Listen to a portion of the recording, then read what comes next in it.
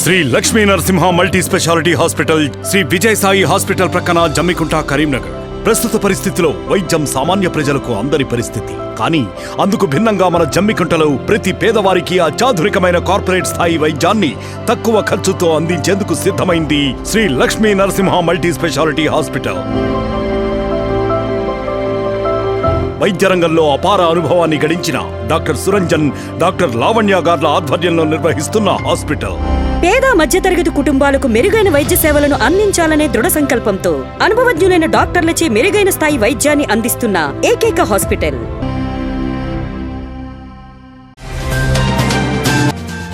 జమ్మికుంట, వీణవంక, ఇల్లందకుంట మండల కేంద్రాల్లో ఘనంగా తెలంగాణ ఆవిర్భావ దినోత్సవ వేడుకలు.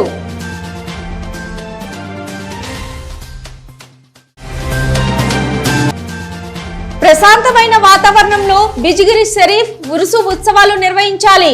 హుజూరాబాద్ ఏసీపీ మాధవి.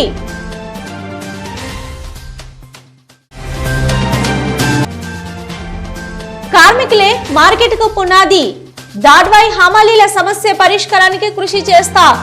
కార్మికులకు బట్టలు పంపిణీ చేసిన హుజూరాబాద్ నియోజకవర్గ ఇన్ఛార్జి ప్రణవ్ బాబు.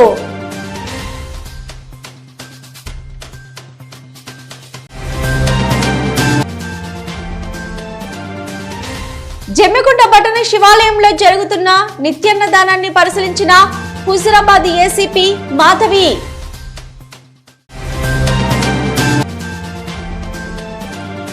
జమ్మికుంట పట్టణంలోని లక్ష్మీ నరసింహ మల్టీ స్పెషాలిటీ ఆసుపత్రిని ప్రారంభించిన కాంగ్రెస్ పార్టీ నియోజకవర్గ ఇన్ఛార్జి ప్రణవ్ బాబు.